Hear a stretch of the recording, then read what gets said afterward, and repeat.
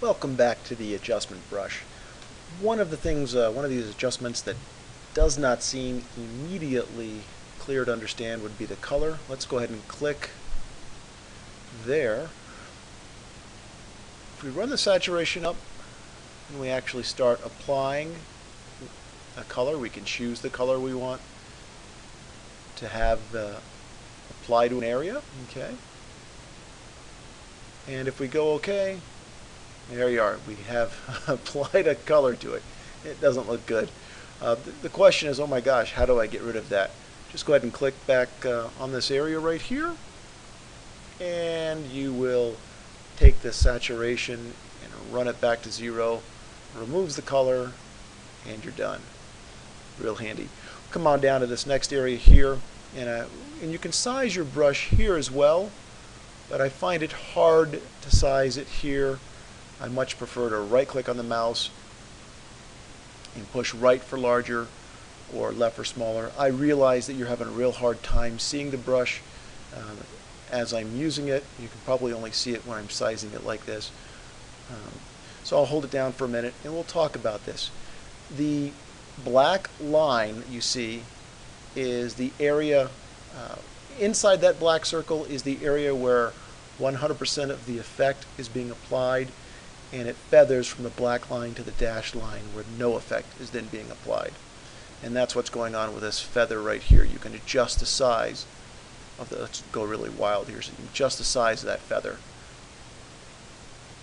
So you can adjust the size of the feather and using the feather slider. Okay, so for something we're doing right now, something around 2025 is going to be fine. Flow and density are how much of your adjustments up here are actually going to be applied. Well, I want 100% of mine to be applied. I don't need to fine tune it down here. I can adjust it up here just fine. So I leave mine pegged over at 100%. This little box right here, click on it. It brings up the ability for you to adjust your mask. You can add a color to it. You can change the opacity. Indicate whether you want the affected areas to show or the unaffected areas. I leave this as default. Okay, something that's really cool is, yeah, we've affected this area here, but what if we wanted to lighten this area here? Real simple. Come over here, click on New. We'll take our brush. Oh, let's show the mask that might help you see what's going on here. We'll take our brush and mask in this area here.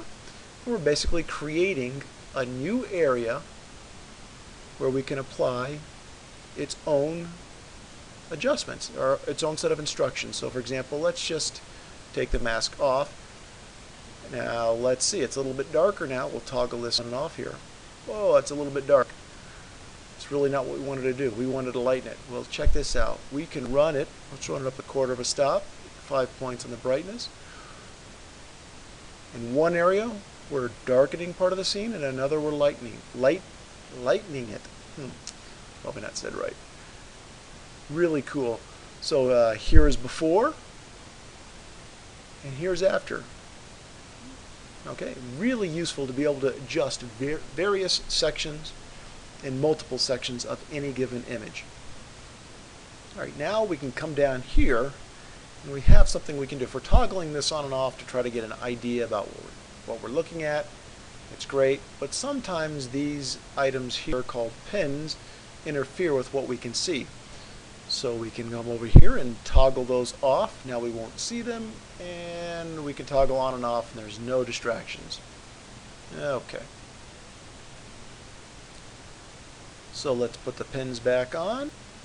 So it's possible that you get to working on here, and you do a variety of different regions, and then suddenly you discover that you don't like one of the region's adjustments, and you just want to get rid of it and start again, or do something entirely different. If the pin has the dot in the middle, that's the pin that's currently selected. And if you select the pin and then hit the delete button, that pin will go away, and that entire area and those adjustments will go away and take you back to the way it was originally. Real handy to know that, because it's not immediately apparent that that's what you would do. If we can hold the control key down and tap Z, it will restore that. Again, that's a Photoshop-wide procedure. Control Z will restore whatever it is you've just done. Okay, so now we have that pen back. If we wanted to get rid of it, make sure it's got the dot in the middle, hit delete, it will disappear. If we decide that we don't like any of the work we've done and we want to clear everything out that we've done on the adjustment brush, we come down here to the bottom and hit clear all and click it, and they all go away. The final relatively amazing thing that we have not discussed here is this auto mask. Let's go ahead and click that, click show the mask, and let's zoom this in to 100%.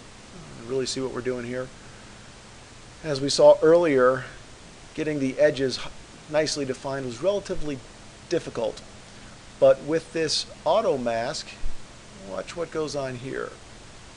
We just start painting, and the program itself, the software, is looking for the areas of high contrast, and it makes the decision for you that, hey, I'll bet you want to fill in right up to that area of high contrast and then nothing else.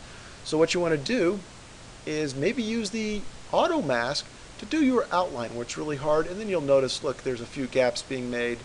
Go ahead and toggle the auto mask off, then go in with your regular brush without the auto mask on, and you can fill in, and now you've created a really nice transition line. It's abrupt. You can't see it at all. It's right where you want it to be.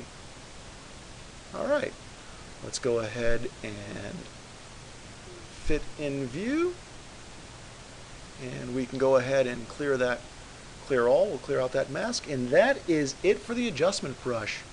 Real powerful local adjustment tool.